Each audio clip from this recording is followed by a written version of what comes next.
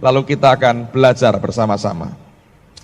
Kami datang kepadamu sekali lagi dan minta Engkau mewahyukan akan kebenaran ini, bukan hanya sampai pada pikiran kami, tapi masukkan sampai ke batiniah kami, sampai ke dasar batin yang paling dalam.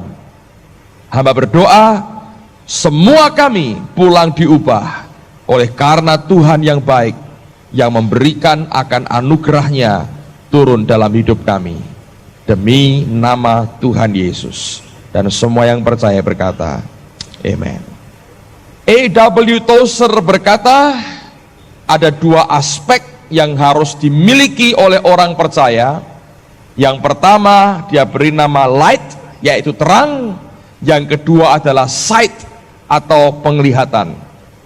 Kalau orang itu punya sight, punya penglihatan, bisa melihat, tapi tidak ada light, dia hanya temporarily blind. Dia hanya secara untuk waktu yang singkat, temporal, dia buta. Kelak kalau ada light, kalau ada terang, maka sight-nya akan bermanfaat. Dia akan melihat terang dan dia akan tahu kemana dia pergi.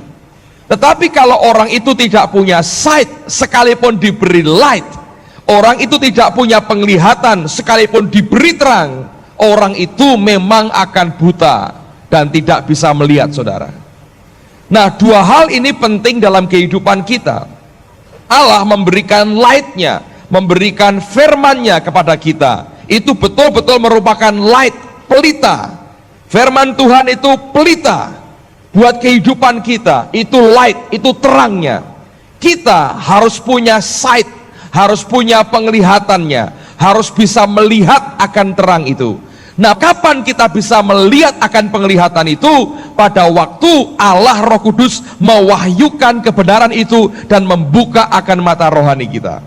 Nah, ini yang selalu saya berdoa, supaya Tuhan memberikan kepada kita pewahyuannya. Setiap kali kita mempelajari firman Tuhan, itu yang sanggup mengubah akan kehidupan kita.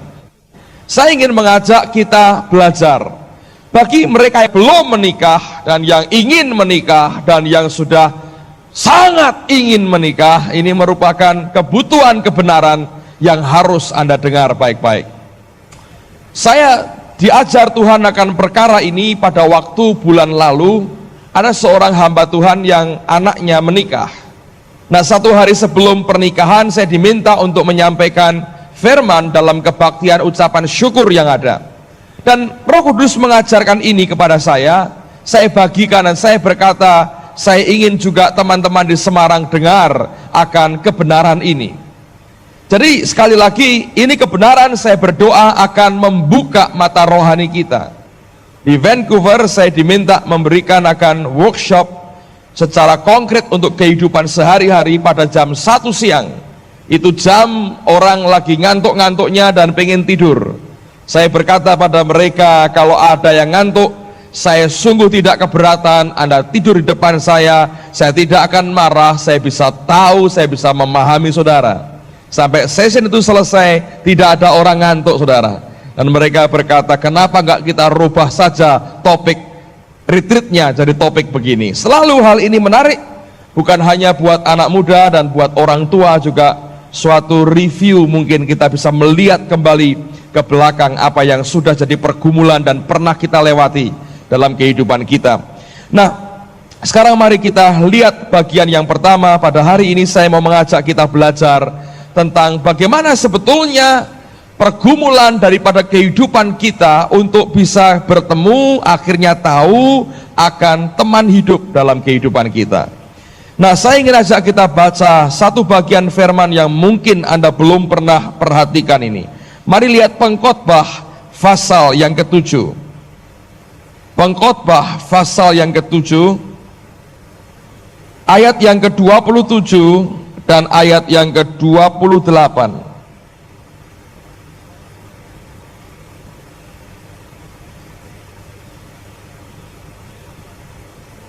Pengkhotbah pasal 7 ayat 27 dan ayat 28. Lihatlah ini yang kudapati, kata pengkhotbah. Sementara menyatukan yang satu dengan yang lain, untuk mendapat kesimpulan. Yang masih kucari tetapi tidak kudapati. Kudapati seorang laki-laki di antara 1000, tetapi tidak kudapati seorang perempuan di antara mereka. Saya mau ulang 2 ayat ini, Anda perhatikan lagi pada Alkitab saudara. Mungkin sebagian berkata, iya, benar ini. Tapi mari kita lihat dulu apa yang sebetulnya Alkitab maksudkan. Firman Tuhan berkata, lihatlah ini yang kudapati, kata pengkhotbah. Sementara menyatukan yang satu dengan yang lain untuk mendapat kesimpulan, yang masih kucari tetapi tidak kudapati. Kudapati seorang laki-laki di antara 1000, tetapi tidak kudapati seorang perempuan di antara mereka. Nah, terjemahan yang lain sedikit berbeda. Saya mau bacakan buat saudara.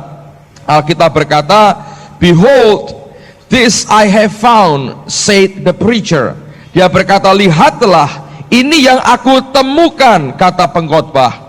Counting one by one, menghitung satu demi satu. Sebetulnya istilahnya bukan counting dalam perkataan menghitung, tapi mencoba satu demi satu, to find out the account, untuk bisa menemukan akan keseluruhan kesimpulan yang ada.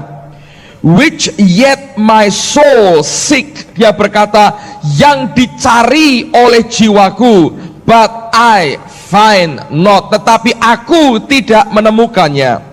One man among 1,000 have I found, untuk mendapatkan satu laki-laki di antara 1000 laki-laki aku telah mendapatkan. But a woman, tapi satu wanita saja, among all those have I not found, tetapi menemukan satu wanita di antara sekian banyak dari antara 1000 itu, aku tidak mendapatkannya. Nah, dengarkan baik-baik saudara. Penulis daripada pengkhotbah 7 ini adalah Salomo, dengan hikmat yang luar biasa. Tetapi Salomo ini adalah juga seorang raja. Nah, kalau kita baca firman Tuhan, dia punya 700 orang istri dan 300 gundik. Kalau Anda hitung total berapa? 1000 saudara. Hebat, 1000. Nah, dia ingin pada waktu itu, dia ingin sekali mendapatkan seorang istri permaisuri buat dia. Lalu apa yang dia buat? Nah, ini kalau sekarang ini ya, kalau orang Semarang ini kira-kira playboy cap kambing gitu kira-kira. Coba ini, wah cocok tinggal. Coba ini, rong dino, wah ini sukae jengkol, enggak nyocok le. Coba ini, ketoke ayu bareng guyu medeni. Coba ini, waduh ternyata ini keluargane nih adike banyak, ini nanti aku kon nyekolahno semua ini. Coba yang satu ini, macam ini ternyata mamai rodok rak beres ini kan nek nurun piye gitu ya. Coba ini. Nah, karena dia raja, dia nyobae bukan cuman diajak pacaran saudara, diambil sebagai istri. Itu yang dia istilahkan counting one by one. Dia coba satu demi satu. Akhirnya dia berkata apa?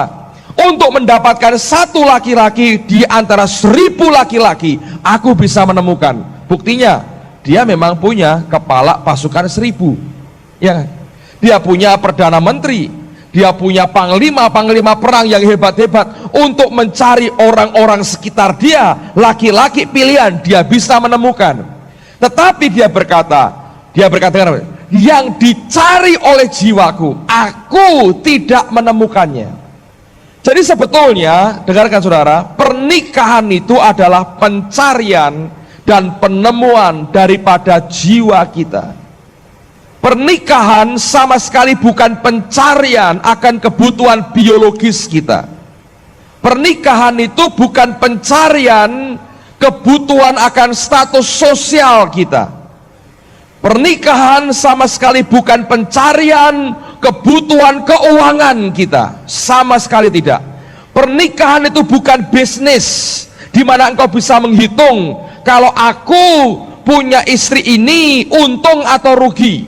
sama sekali di luar perhitungan bisnis, saudara. Pernikahan, Salomo berkata, itu merupakan pencarian dan penemuan jiwa. Jadi urusannya bukan urusan jasmani dan materi, tapi urusan batiniah kita masing-masing. Kalau Anda berkeluarga, satu kali Anda berumah tangga, punya suami atau istri, itu bukan oleh karena pencarian jasmani kita atau materi, tapi sekali lagi pernikahan adalah pencarian dan penemuan dari jiwa yang ada pada kita.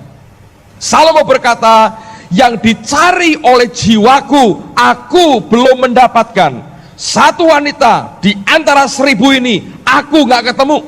Dia berkata, itu semua bukan dicari oleh jasmaninya, bukan oleh materinya, tapi dia mencari pencarian dan akhirnya penemuan daripada jiwanya.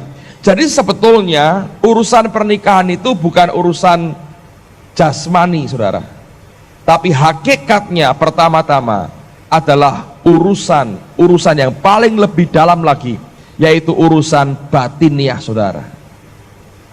Nah, saya ingin membuktikan bahwa ini urusan batiniah. Mari kita lihat peristiwa Adam dan Hawa. Coba buka Kejadian pasal 2. Mungkin sebagian Anda sudah hafal banget ayat ini, sudah berkali-kali dikhotbahkan sampai hafal ngelotok. Anda berkata sudah hafal Pak, tapi belum ketemu judulnya. Nah, sekarang kita baca, siapa tahu ketemu di sini di Alkitab ini. Kejadian pasal 2, lihat mulai ayat yang ke-18. Anda perhatikan baik-baik. Tuhan Allah berfirman, tidak baik kalau manusia itu seorang diri saja. Aku akan menjadikan penolong baginya yang sepadan dengan dia. Lalu Tuhan Allah membentuk dari tanah segala binatang hutan dan segala burung di udara, dibawanyalah semuanya kepada manusia untuk melihat bagaimana ia menamainya, dan seperti nama yang diberikan manusia itu kepada tiap-tiap makhluk yang hidup, demikianlah nanti nama makhluk itu. Manusia itu memberi nama kepada segala ternak, kepada burung-burung di udara, dan kepada segala binatang hutan. Tetapi baginya sendiri ia tidak menjumpai penolong yang sepadan dengan dia. Lalu Tuhan Allah membuat manusia itu tidur nyenyak. Ketika ia tidur, Tuhan Allah mengambil salah satu rusuk daripadanya, lalu menutup tempat itu dengan daging. Dan dari rusuk yang diambil Tuhan Allah dari manusia itu, dibangunnyalah seorang perempuan, lalu dibawanya kepada manusia itu. Lalu berkatalah manusia itu, perhatikan reaksinya, inilah dia, tulang dari tulangku dan daging dari dagingku. Ia akan dinamai perempuan, sebab ia diambil dari laki-laki. Sebab itu seorang laki-laki akan meninggalkan ayahnya dan ibunya dan bersatu dengan istrinya, sehingga keduanya menjadi satu daging. Mereka keduanya telanjang, manusia dan istrinya itu, tetapi mereka tidak merasa malu. Nah, ini ada yang aneh. Allah sedang menyuruh Adam untuk memberi nama binatang-binatang. Jadi dibawa Tuhan, ini kasih nama, oh ini semut gitu ya, ini kasih nama jerapah, ini kasih nama gitu ya, masing-masing diberi nama. Dibawa ke Adam, Adam beri nama, Adam beri nama, setiap binatang dia beri nama. Lalu kemudian di tengah-tengah dia sedang memberi nama itu, Tuhan berkata begini, nggak baik dia sendiri. Alkitab berkata Adam dibuat tidur nyenyak sekali, diambil rusuknya, dibuat oleh Tuhan seorang manusia lain, perempuan. Selalu kalau Tuhan itu mau kerja, makin sempurna pekerjaan Tuhan, makin nggak kepake kitanya, suruh tidur. Kalau Adam nggak tidur, protes terus.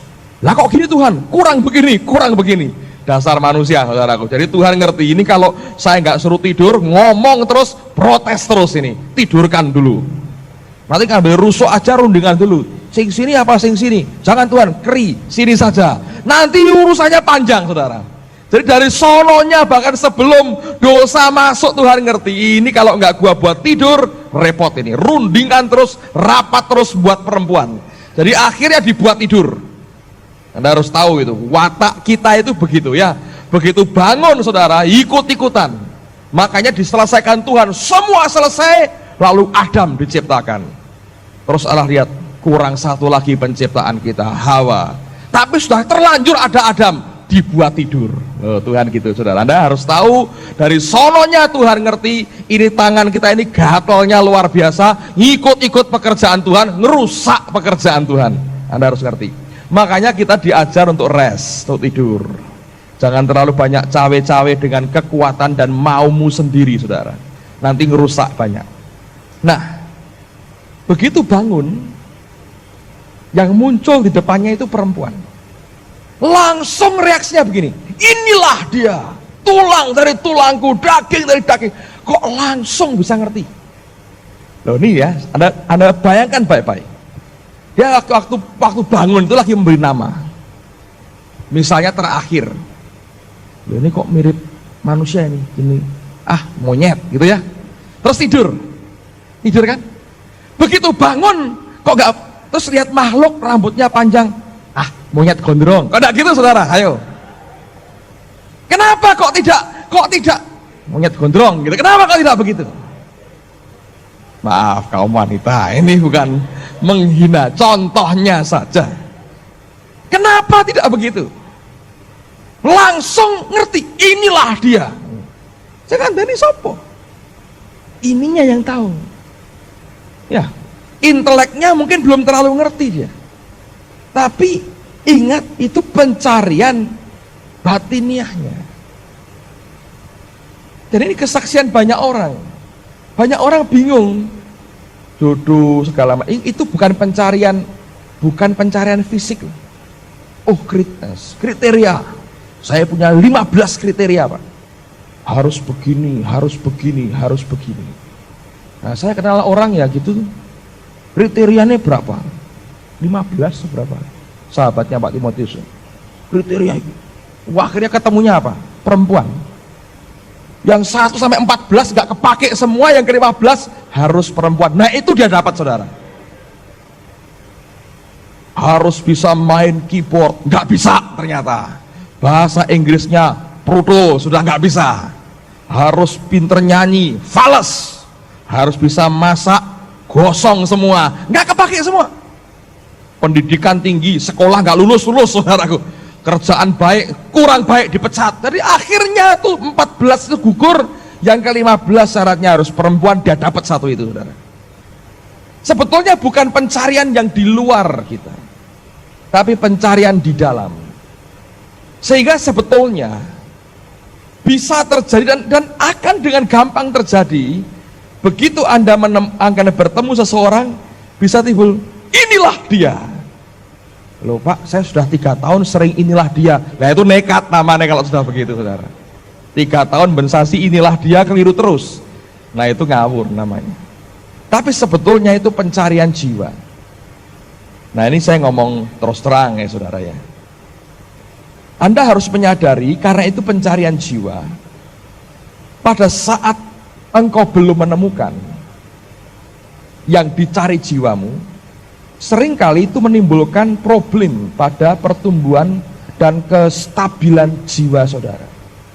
Saya nggak berkata ada jadi senteng loh, tidak. Tapi ada sesuatu yang kemudian kurang. Ngerti ya saudara? Jadi terus jadi agak aneh ternyata, muncul anehnya apa? Karena sebetulnya pencarian jiwa.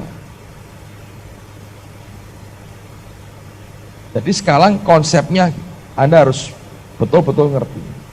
Karena ini pencarian jiwa yang sesuai dengan jiwamu. Mungkin mata saudara, seleramu, waduh. Tapi jiwamu berkata, sebetulnya ini. Nah kita tuh mau menawar. Kita punya idealisme dan banyak faktor yang membuat kita ini mau mencoba berteriak inilah dia sebetulnya. Anda kebiasaan kumpul dengan orang tertentu, itu bahaya. Biasanya yang agak laris yang di depan-depan, song leader, singer itu, karena urapan itu membuat beda sekali.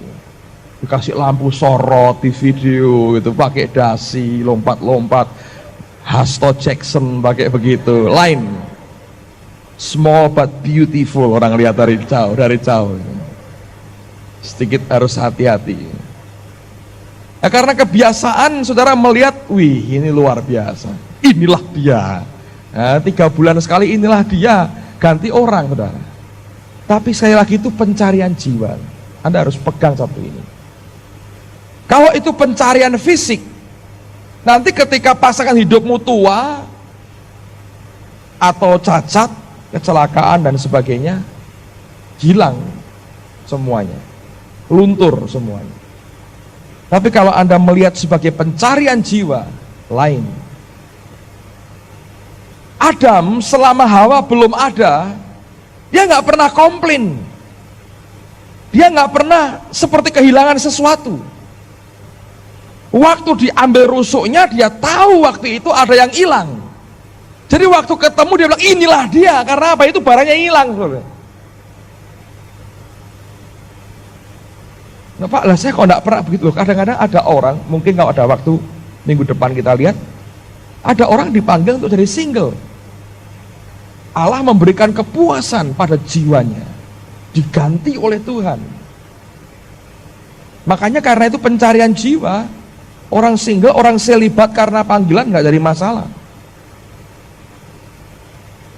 Selalu kan kita konotasinya banyak kan dihubungkan dengan kebutuhan biologis, seks. Tapi itu pencarian jiwa sekali lagi. Kalau ketika Anda tambah tua, makin tahu, ya beda, semuanya berbeda dengan waktu masa muda. Anda tidak terlalu problem, sebab itu yang dibutuhkan jiwamu. Pribadi yang satu itu. Makanya dalam penelitian secara psikologi, stres kalau boleh dihitung dari 1 sampai 100, yang tertinggi itu 100 itu apa? Kalau teman hidupnya mati, suami atau istrinya mati, itu stresnya paling berat, limbung jiwanya. Karena selama ini yang nopang jiwanya itu hilang. Anda mengerti? Ya tentu sebagai anak Tuhan tidak boleh sampai separah itu. Tapi secara psikologinya begitu. Jadi sekali lagi Anda harus ngerti ini pencarian jiwa. Jadi kalau Anda mencoba memiliki akan kriteria yang lain selain daripada ini, repot, nggak bisa. Ya. Nah, Amsal 18, coba kita lihat sama-sama. Amsal 18. Lihat pada ayat yang kedua 22. Amsal 18 ayat 22. Siapa mendapat istri, mendapat sesuatu yang baik, dan ia dikenan Tuhan. Kata mendapat dalam bahasa Ibrani artinya to have someone appear to you. Menemukan, mendapatkan seseorang yang muncul di hadapanmu. Dan seringkali dalam perkara rohani itu terjadi dalam sekian detik Anda tahu, ini dia. Tetapi ingat, manusia kita ini punya pertimbangan dan idealisme yang seringkali berbeda dengan kebutuhan jiwa sendiri. Anda kan tahu yang namanya kebutuhan dan keinginan itu berbeda. Ya, saudara butuh rumah misalnya, itu kebutuhanmu. Tapi keinginanmu itu mungkin berbeda. Mungkin rumah yang seperti apa? Anda butuh sebetulnya rumah dengan 4 kamar, tapi keinginanmu Anda pengen punya rumah dengan 6 kamar. Anda butuh transportasi sebetulnya untuk pergi dari rumah ke kuliah atau ke gereja. Butuhnya transportasi. Itu bisa dicukupi dengan sepeda motor, tapi Anda ingin mobil, itu berbeda lagi. Nah, jiwa kita punya kebutuhan, punya pencarian, ingin menemukan yang dicari jiwanya. Tapi pikiran, perasaan, will kita, kehendak manusia kita inginnya sesuatu yang berbeda. Apalagi kalau Anda ini penggemar sinetron. Apa? Cinta yang telenovela. Itu heran anak-anak. Saya pikir ya, itu ibu-ibu itu senangnya luar biasa. Saya dengar dari istri saya, kalau sudah arisan, sekarang cepat kalau arisan, menjelang jam main cepat sudah, pokoknya era itu apa-apa pulang. Kenapa? selak telenovelanya main. Nah itu Anda ditipu dengan satu image, orang itu mesti modelnya harus kayak bintang film semua. Lah cari osak dunia saudara, apakah semua seperti itu? Absolutely not, sangat tidak. Semua kita diciptakan Tuhan itu unik, masing-masing berbeda-beda. Oke. Nah sekarang yang dicari apa? Kalau anda manjakan matamu dengan melihat yang seperti itu terus, idealismemu seperti itu. Rambutnya dicat kuning-kuning, kayak londo kesasar gitu. Nggak tahu saya mau dicari apa. Tapi itu imajinasi yang membuat suatu kerinduan, keinginan dalam pikiran kita, idealisme yang kemudian keliru. Padahal sebetulnya hakikatnya suatu pernikahan itu pencarian dan penemuan jiwa. Saya ulang terus ini statement ini supaya masuk dalam roh saudara. Kalau ini nggak Anda ngerti, caramu lihat akan berbeda.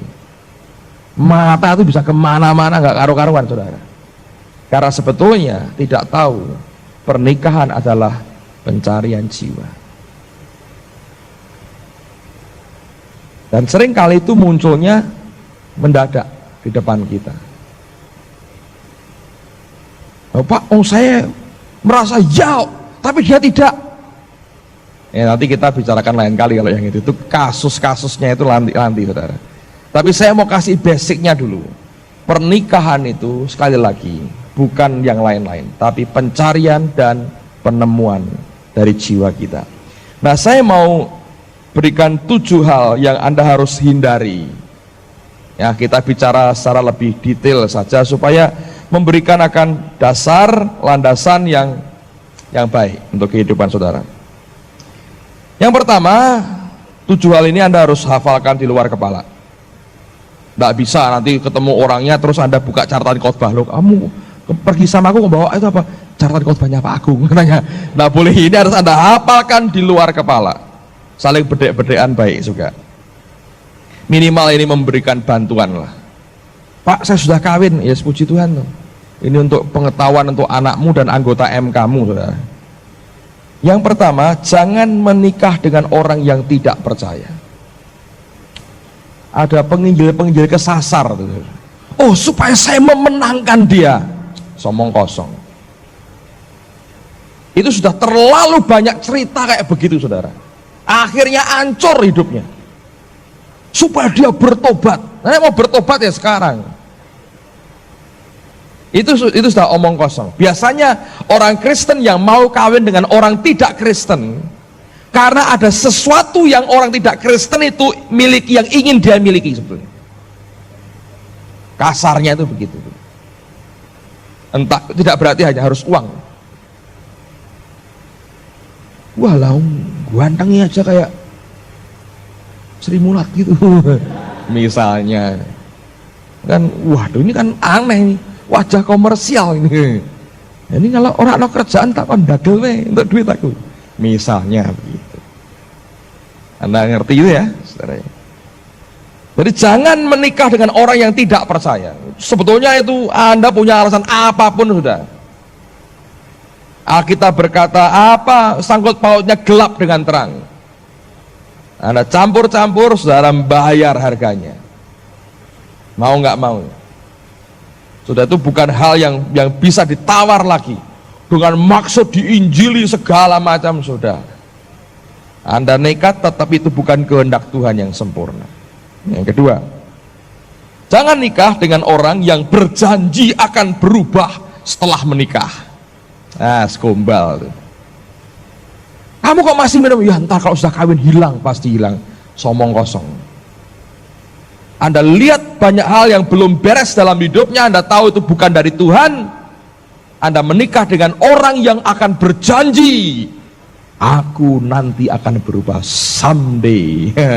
Kapan? Tak tahu saudara. Saya yakin nggak akan berubah. Anda akan masuk neraka betul.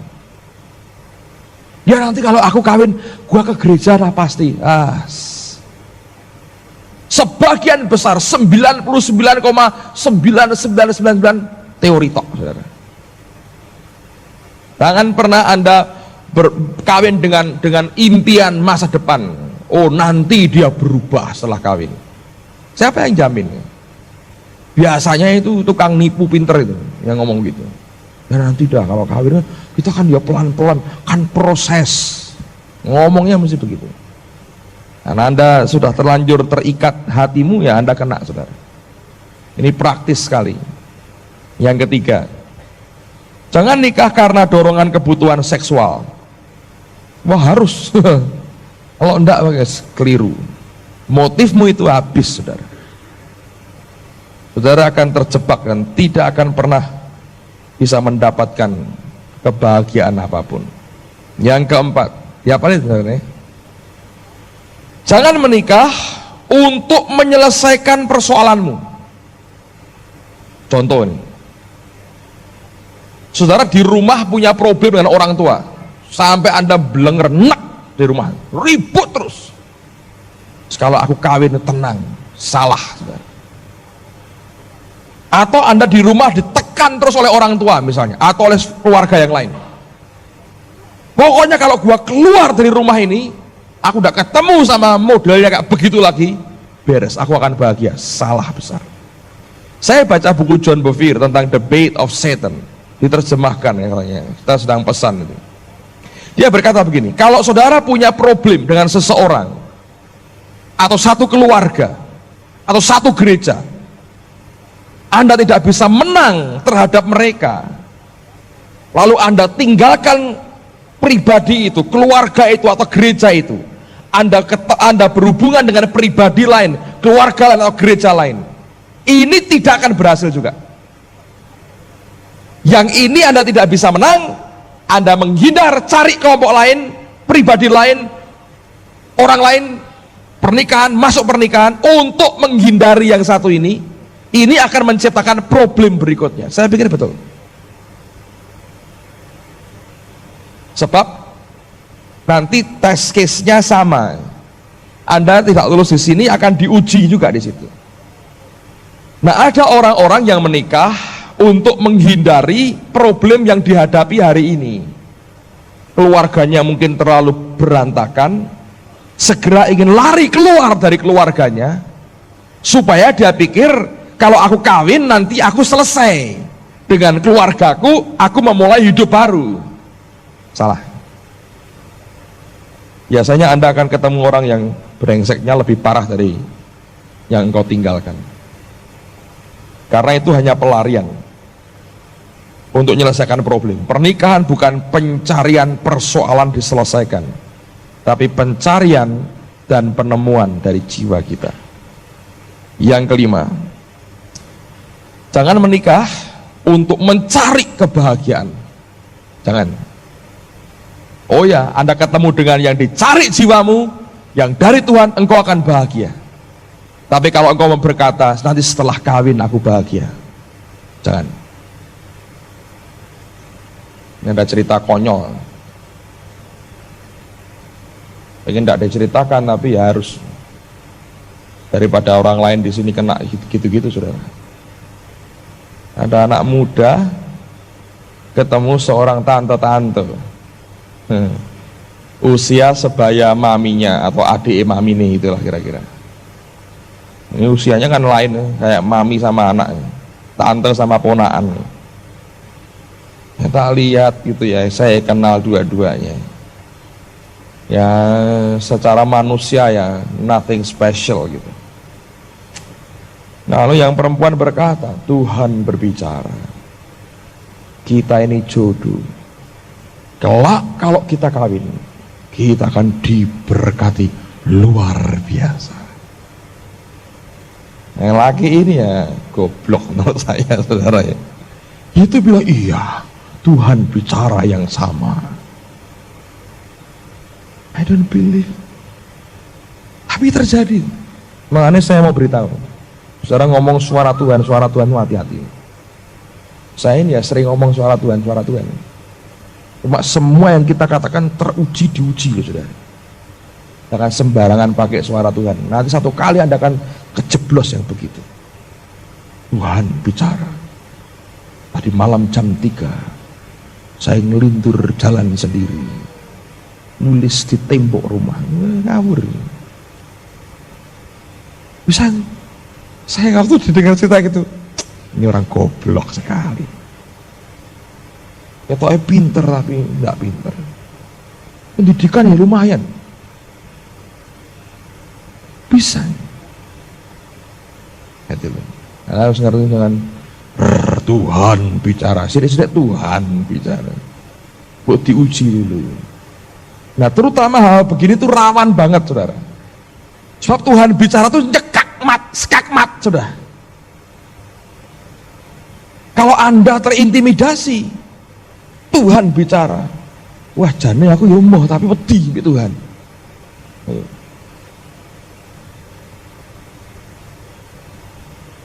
Nah kalau ketemu saya ya kira-kira nih saudara, jam berapa ngomongnya?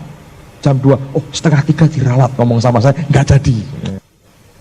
Saudara baca bukunya Robert Liardon nih, Sekolah Roh Kudus. Anda dipimpin roh itu nggak jadi aneh-aneh, nganeh-nganeh itu nggak ada.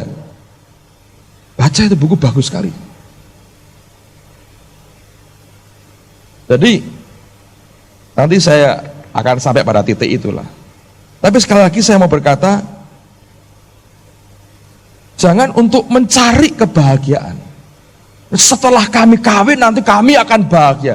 Nah selama belum kawin ya belum ngerti. Jalan bareng ya rada isin. Dikira, ini anaknya, bukan ini calon bojone. Nah, rame saudara. Ngakoni aja sudah susah kok. Tapi ditekan oleh Tuhan bicara nanti bahagia. Saya bilang jangan kejadian kayak begitu ya saudara. Anda wah Tuhan begini no Pak ya, tak kasih ilmu tadi, tanyai jam berapa, mundur setengah jam, tak sidoh ralat.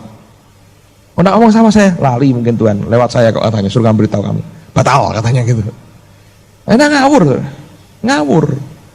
Saya ingin tidak ada orang ngawur di sini. Makanya Anda mesti mengerti firman, baca makan firman. Pada gabrul-gabrulan dimanfaatkan Tuhan itu sakno, dimanfaatkan sana sini oleh banyak orang untuk apa? Kepentingannya sendiri ya toh? Makanya orang itu tenang aja lah saudara, tidak usah bingung-bingung make Tuhan, make Gabriel, make Mikael untuk nyekak orang itu, percuma tak akan lari gunung dikejar. Nah, Anda harus pegang gitu, nggak bakal lari. Oke, yang keenam harus dihafalkan saudara nih. Jangan menikah untuk cari status sosial. Wah lah saya enggak nikah kan. Nah, ada orang untuk cari status. Saya tahu di desa-desa banyak begitu ya. Sudah belasan tahun sudah dikawinkan oleh bapaknya. Karena buat mereka lebih baik punya anak statusnya janda daripada tidak kawin. Nah, ini salah besar. Itu membuat banyak akhirnya anak-anaknya itu berantakan semua hidupnya. Nah, Anda bisa bayangkan kalau masyarakat itu punya pola begitu, yang korban siapa? Ini anak-anaknya itu, waduh, repot. Kayak anak kelinci itu, tambah banyak anak karu-karuan, tidak jelas bapak ibunya gimana.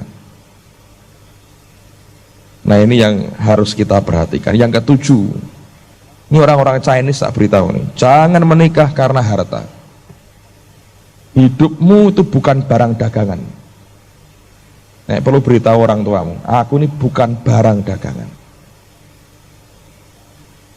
Kadang-kadang saya tidak habis mengerti ya. Selalu itu dijadikan sebagai salah satu pertimbangan yang berpengaruh besar. Anaknya sopo? Numpak apa? Daihatsu. Wah repot, jauh. Lah apik, saking wong apik ngono. Nah apa? Mercy. Besar.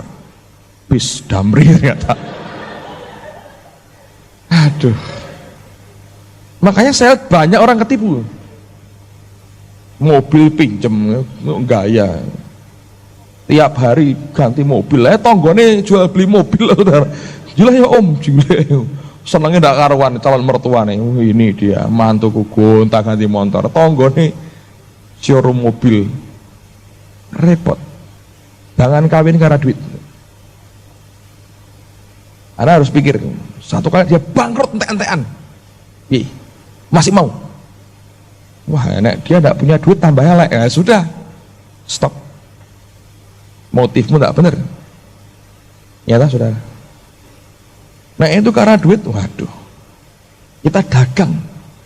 Dagang apa? Dagang badan, dagang diri, jual diri.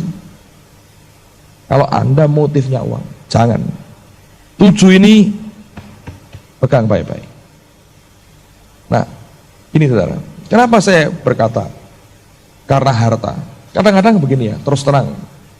Kalau Anda dari keluarga yang sederhana, aduh, sudah dari muda, dari kecil hidup itu mepet.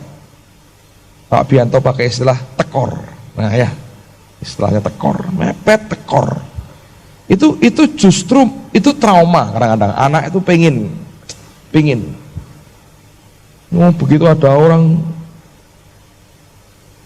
datang baunya premik nih, premik lewat itu langsung lain. Karena udahlah, goodbye semua penderitaan masa kecil. Aku mau hidup enak sekarang. Bisa? Bisa. Salah. Anda tahu bahwa nanti kekayaan tidak menjamin. Ingat, prosperity, kelimpahan itu hanya apa? Bantuan untuk perjalanan. Itu aja. Tidak lebih dari itu. Dan itu tidak segala-galanya sebetulnya. Anda tahu kalau Anda jalan di Semarang, Jakarta, kalau siang hari, di traffic light itu ada orang-orang bawa jualan aqua. Nah itu loh, prosperity itu kayak gitu aja. Anda bisa minum, Anda bisa enggak? Kenapa enggak? Anda punya Coca-Cola dalam. Oh? Kalau Anda cari botol aqua dingin itu untuk hidupmu, nggak nyampe kemana-mana, saudara. Ini rule-nya, 7 ini Anda pegang. Masih banyak, nek terlalu banyak enggak frustrasi, bingung, 7 aja saudara, jangan banyak-banyak. Pegang baik-baik. Minimal Anda punya sesuatu yang beda dengan apa yang dunia ini tunjukkan. Nah, sekarang lihat, ini penting sekali. Ayub pasal 31. Anda mungkin bertanya, loh Pak Agung ini kok mendadak tuh ngomong soal gini tuh kenapa gitu ya saudara ya. Ya saya ngelihat itu, saya bilang Tuhan, ini anak-anak sudah makin dewasa, sudah saatnya ini. Sebentar lagi sudah banyak yang mentas dan mau mentas. Jadi saya melihat ini sebagai kebutuhan yang saya nggak bisa gantikan dengan yang lain, kecuali saya memberikan akan basic untuk paling tidak menyegarkan saudara kembali. Tapi session ini bukan suatu izin untuk Anda kemudian mencari-cari itu saudara ya. Sama sekali tidak dimaksudkan untuk itu, tapi memberikan basic landasan. Saya tidak bisa kontrol hidupmu one by one secara ketat. Tapi saya tidak ingin melihat ada hal-hal yang keliru secara fatal Anda ambil dalam hidupmu. Itu saja. Ya, saya melihat itu sudah, sudah wayai. Sudah waktunya ini harus diberi fondasi yang benar, konkret, lebih jelas, supaya kita bisa tumbuh dengan baik dan sehat. Oke? Apakah ada kasus Pak? Oh tidak ada, semua baik-baik. Saya tidak melihat ada apa-apa, wajar sekali. Kalau Anda diem sendirian malah susah saya. Kenapa ini orang jadi aneh kayak begini? Kalau Anda mulai bergerak dengan dinamika saudara karena usia dan karena pencarian jiwa, loh, orang mencari itu kan yang lain saudara. Orang mencari, kalau saya melihat ada pencarian jiwa, ada yang begitu intensif, ada yang begitu getol tapi diam-diam gitu. Saya berkata itu wajar. Kenapa harus dipelototi dan dibentak-bentak dengan itu yang ada? Tapi saya berkata, mari kita kerjakan dengan kedewasaan. Anda harus melewati itu. Anda harus melewati itu. Oke. Nah itu bisa membuat Anda senyum banyak ketika Anda belum nikah. Begitu sudah nikah, apa yang disampaikan hanya paling bisa membuat nyengir sedikit dan kemudian tidak ada terlalu berarti. Tapi sekarang ini waktunya. Tapi kalau Anda dipanggil untuk single, santai. Anda akan dipuaskan Tuhan dengan apa yang ada. Ayub 31, ayat yang pertama. Aku telah menetapkan syarat bagi mataku. Masakan aku memperhatikan anak darah? Dalam terjemahan lain, Ayub berkata, I made a covenant with my eyes. Aku membuat perjanjian dengan mataku. Why then should I think upon a mate? Kenapa aku mesti mikir tentang anak darah? Dia mau berkata begini, saudara. Aku sudah membuat perjanjian ini dengan mataku. Jadi kenapa aku mesti mikir-mikir cari-cari perempuan lain? Dia tahu betul akan perjanjian yang dia buat. Dan dia buat perjanjian itu dengan matanya. Nah, mata itu bicara tentang hati, tentang jiwa. Mari kita lihat Efesus pasal yang pertama. Efesus pasal yang pertama, ayat yang ke-18.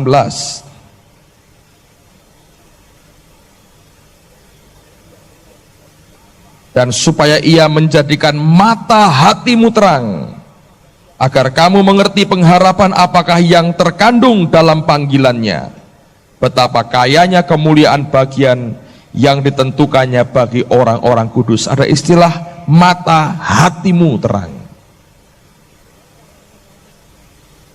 Dengan kata lain, saudara, ini penting sekali, dengarkan baik-baik.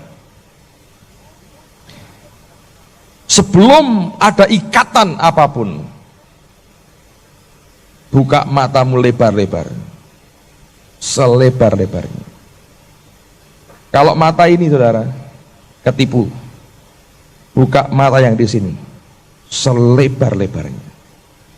Karena mata yang di sini bisa memandang jauh sampai ke depan. Yang di sini hanya bisa lihat permukaan. Mata jasmani kita gampang ketipu, tapi buka lebar di sini. Buat perjanjian dengan mata yang di sini. Pada waktu yang dicari jiwa ketemu, selesai. Selesai. Ayub itu istrinya, waktu Ayubnya menderita, marah-marah, dimaki-maki. Kutukilah Tuhan dan matilah engkau. Tapi Alkitab tidak pernah berkata setelah Ayub kaya, maka diusirnya istrinya dengan diberinya 2 ketul roti dan 1 ember air. Lalu Ayub mencari istri baru dan diberkati Tuhan. Nah,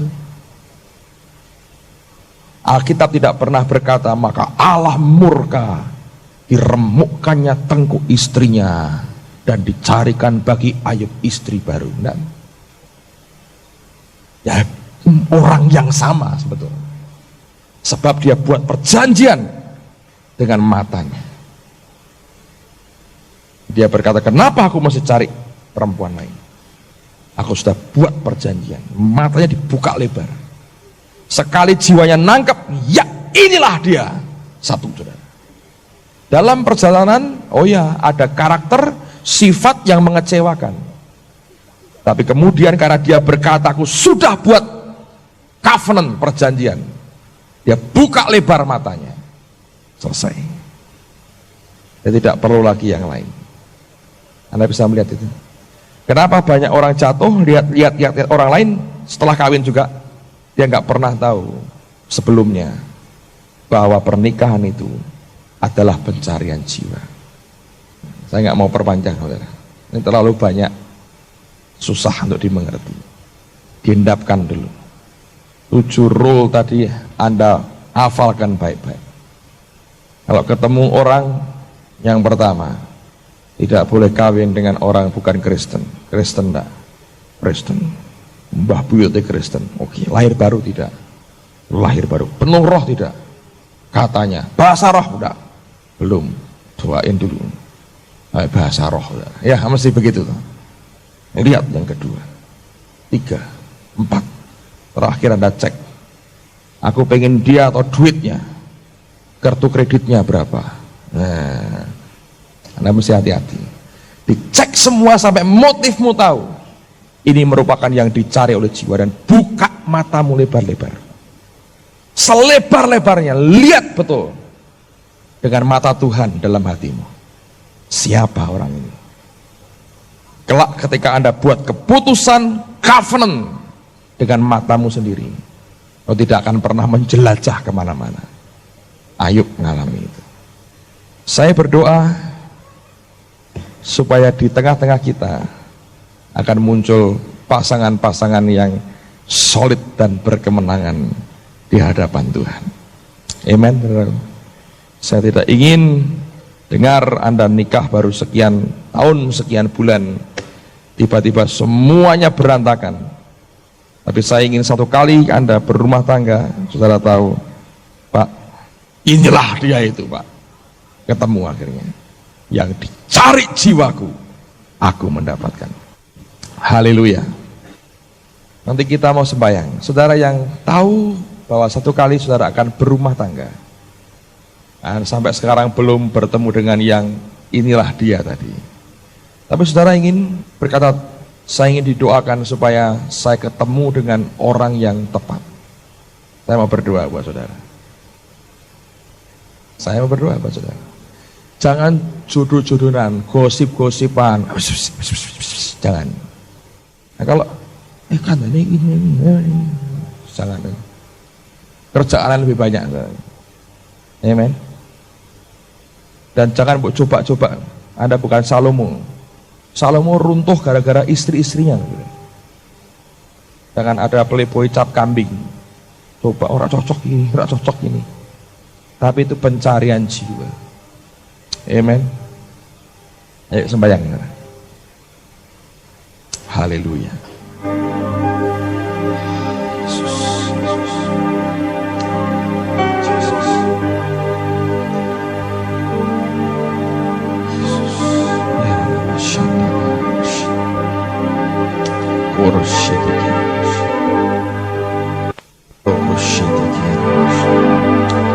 Ya Mantako Portos Kiara Hashan Monto Kakaras Monto Koshiti Kiki Kiara Karas Noto Hoshiti Kiki Shiti Kiara. Oh Lord, Lord Jesus.